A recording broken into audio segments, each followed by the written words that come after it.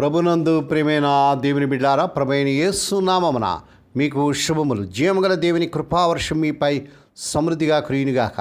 ఈ దినం అనగా ఏప్రిల్ నెల 24వ తారీఖు 2026 శుక్రవారం హోలీ ట్రినిటీ చర్చ్ మినిస్ట్రీస్ వారు అందించు అనుదినమన్న. ఈ దిన మన ధ్యానాంశం ప్రభు స్వరం వినడానికి శ్రద్ధ చూపించాలి. ప్రభు స్వరం వినడానికి శ్రద్ధ చూపించాలి. దేవుని వాక్యం చదువుకుందామండి. యోహాను సువార్త 15వ అధ్యాయం 7వ వచనంలో ప్రభువారు ఈ రీతిగా సెలవిచ్చారు, నా యందు మీరును మీ యందు నా మాటలను నిలిచి ఉండేలా మీకేది ఇష్టమో అడుగుడి, అది మీకు అనుగ్రహింపబడును. దేవుడు తన పరిశుద్ధ వాక్యం దీవించినగాక. దేని బిడ్డారా, మీరు అంతా ఎలా ఉన్నారండి? మీరు ఆరోగ్యాలు ఎలాగోనే? మీ కుటుంబంలో అందరూ బాగున్నారా? మీకోసం మేము ప్రతిదినం కూడా ప్రార్థన చేస్తున్నాం. మీ యొక్క హోలీ ట్రినిటీ చర్చ్ మినిస్ట్రీస్ కోసం ప్రార్థన చేస్తూ ఈ యొక్క అనుదినమన్నా, డైలీ మన్నా, తెలుగు ఇంగ్లీష్ ఈ యొక్క యూట్యూబ్ ఛానల్స్ సబ్స్క్రైబ్ చేస్తూ, లైక్ చేస్తూ, షేర్ చేస్తున్న మా ప్రియులందరికీ ప్రభు పేరట వందనాలు, దేవునికి స్తోత్రాలు చెల్లించుకున్నాం.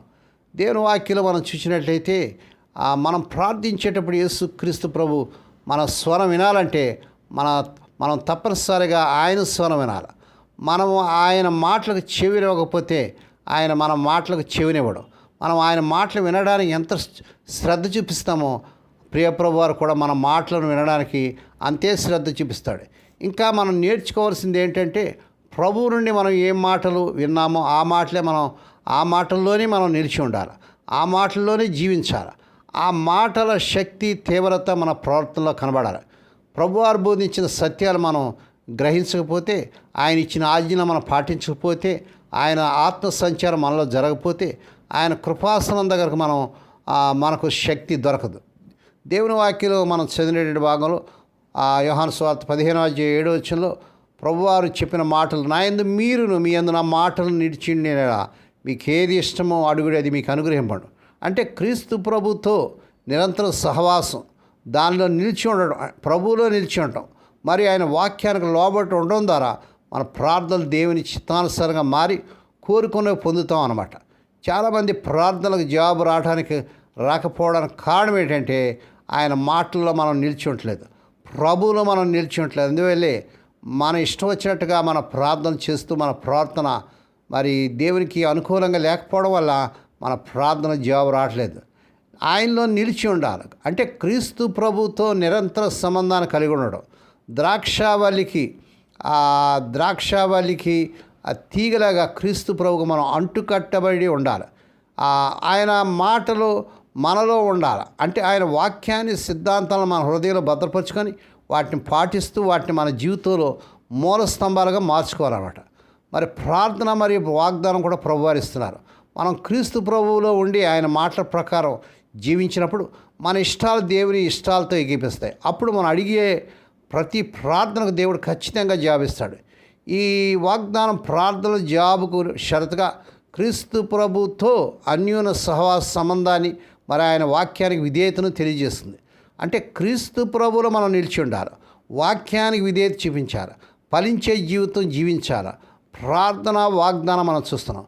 రోజువారీ ప్రార్థన, బైబిల్ చదవడం, దేవునితో గడపడం, దేవుని మాటలు మనలో ఉండడం, ఇది జరగాలి. అంతేకాదు నిర్ణయాలు తీసుకోవాలి. ఏదైనా నిర్ణయం తీసుకునే ముందు ఇది క్రీస్తు ప్రభు బోధనకు, ఆయన చిత్తానికి లోబడి ఉందా, ఆయన చిత్తానుసారంగా ఉందా అని ఆలోచించాలి. అంతేకాదు మనం ప్రార్థన చేయాలి. మన స్వార్థపూరిత కోరికల కంటే దేవుని చిత్తాన్ని మనం అడగాలి. ప్రభు మాటలు మనం గ్రహిస్తే అవి మనలో నిలిచి ఉంటే మన కోసం తెరవబడిన ఆశీర్వాదాల ఆధిక్యతకు అవధులే ఉండవు. ఇప్పటికే మన చిత్తాన్ని ఆయన ఆజ్ఞలకు అప్పగించుకుని ఉంటే మనం ప్రార్థించేటప్పుడు మన ఇష్టం ఏమిటో ప్రభువుకి చెప్పాలి. ఆ విధంగా ఏలియా భక్తుడు పరలోక తాళపు చెవులు పట్టుకొని మేఘాలతో వర్షించండి అనో చెప్పగలిగాడు. మళ్ళా నేను చెప్తున్నాను, జాగ్రత్తగా ఉండండి దేవుని బిడ్డలారా. ఆ విధంగా ఏలియా పరలోక తాళపు చెవులు పట్టుకొని మేఘాలతో వర్షించండి అనో చెప్పగలిగాడు. 1000 మంది నామకార్థ క్రైస్తవులు అంటే ఇలాంటి ఒక వ్యక్తి శ్రేష్ఠుడు కదా. సంఘం కోసం, లోకం కోసం విజ్ఞాపన చేసేవారిగా ఉండాలని, మార్టిన్ లూథర్ గారి వలె దేవుని చిత్తాన్ని గ్రహించే శక్తి గల వారిగా ఉండాలని ఆశిద్దామా? అలాగైతే మన ప్రియ ప్రభు యొక్క మాటలకు చెవినిద్దాం. ఆయన మాటలు మన హృదయంలో దాచుకుందాం. శ్రద్ధతో విధేయత చూపిద్దాం. ప్రభు మాటలు శ్రద్ధగా వినేవారి ప్రార్థన శక్తివంతంగా ఉంటుంది. ఆ రీతిగా మనం ప్రభు స్వరాన్ని వినే ఆ ఆసక్తి శ్రద్ధ చూపిస్తూ చేసినప్పుడు మన ప్రార్థనలు ఎంతగానో ఫలవంతంగా ఉంటాయి. ఆ రీతిగా చేయటకు పరిశుద్ధాత్మ దేవుడే మిమ్మల్ని నడిపించిన గాక. దేవుడి మాటలు దీవించిన గాక. ప్రార్థన చేసుకుందామండి. పరిశుద్ధుడైన మా తండ్రి, నీ పరిశుద్ధ నామమునకు వందనాలు స్తోత్రాలు చెల్లించుకున్నాను. ఈ ఉదయకాలంలో ఎత్తబడిన వాక్యం ప్రతి హృదయంలో నడిపించండి. స్వదేశ విదేశం నుండి వర్తమానం షేర్ చేస్తూ, లైక్ చేస్తూ, సబ్స్క్రైబ్ చేస్తున్న మా ప్రియులందరూ దీవించండి. మా హోలీ ట్వంటీ చర్చ్ మినిస్ట్రీస్ కోసం ప్రార్థిస్తూ సహకరిస్తున్న స్వదేశ విదేశంలో మా ప్రియులందరినీ బహుగా దీవించారు. కుటుంబాలు దీవించి వారు రావాల్సిన దీవుని మెండుగా దయచేయండి. నాయనాని స్తోత్రాలు. ఈ దినం పుట్టినదినాలు, వాహదినాలు, ఆయా శుభదినాలు జరుపుకున్న బిడ్డలు కూడా బహుగా దీవించి వారికి సంవత్సరమైన దాయక్రిటైన బిడ్డలు ధరింపచేసి వారి పట్ల నూతన కార్యం జరిగించుకోండి. ఆయన మా తండ్రి అనారోగ్యాలతో హాస్పిటల్, ఐసీఐలు, జ్వరాలతో, మా తండ్రి మరి డెంగ్యూ ఫీవర్స్తో, టైఫాయిడ్స్తో, వైరస్తో, క్యాన్సర్స్తో, ఫిట్స్తో, ఇంకా నాయన రకరకాల వ్యాధులతో, హెడేక్స్తో బాధపడుతున్న మా ప్రియుల కోసం ప్రత్యేకంగా పాదపంపనలు పెడుతున్నాం తండ్రి.